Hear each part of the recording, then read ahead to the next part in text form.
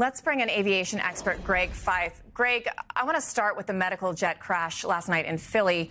There's still a lot of unanswered questions. What are the main things you think investigators are going to focus on when they start digging into what data they have today? Christina, this investigation in Philly is just getting underway. As we saw last night with a lot of fires around the city, in that particular area, and the fact that this was a very high energy impact that scattered wreckage throughout a very large area. The first part of the investigation is trying to find out where a lot of those aircraft parts are.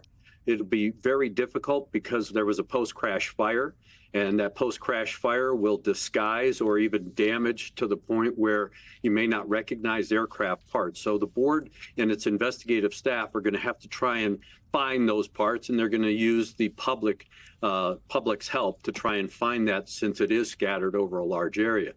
But given that, there is also other parts of the investigation. They'll be looking at the operations. They'll definitely be looking at the weather. But there is some discussion about whether or not this aircraft had had any kind of maintenance in the previous hours and days prior to the accident. So they'll be looking into the mechanical operation of the aircraft as well, while they're looking to get all of the parts so they can examine the physical evidence. Yeah, speaking of that physical evidence, I mean, our team that's on the ground there was showing us a piece came through a diner window and hit a customer in the head. Our reporter, Maya England, was saying you can actually see debris still on the ground in Philadelphia. How do you go about collecting not only all that, but all the video evidence of this crash, right? Everybody has a camera now, and we've already seen so much of it hitting social media. Why is it important to gather that video and watch that crash from all those different angles? And what is the process for that for investigators?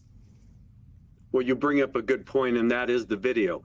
Given the fact that an aircraft like this should have possibly a cockpit voice recorder and or a flight data recorder, that would give the investigators the best evidence if those boxes survive and they were equipped on this aircraft. Given the nature of the impact, this high energy impact, that oftentimes will damage those boxes. And then, of course, you have the post-crash fire.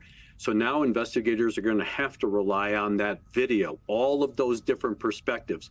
You can get sound spectrum analysis. There is one video you can hear that the engines are still at a very high power setting, which contributed to the high speed or high velocity impact. And then these other multiple positions will also give investigators the opportunity to see what the actual attitude of the aircraft was at the time of impact. I saw one video which is indicative that the aircraft didn't just come straight down, wings level, high velocity. It actually was in a left wing low, nose low attitude, and you can actually see the aircraft turning. So investigators are going to depend on a lot of that video evidence and, of course, the sounds recorded. Okay. In absence or in lieu of possibly a flight data recorder, cockpit voice recorder, and using the public's assistance, they're going to probably ask for the public that if they find parts or what they believe are parts of the aircraft, to contact them.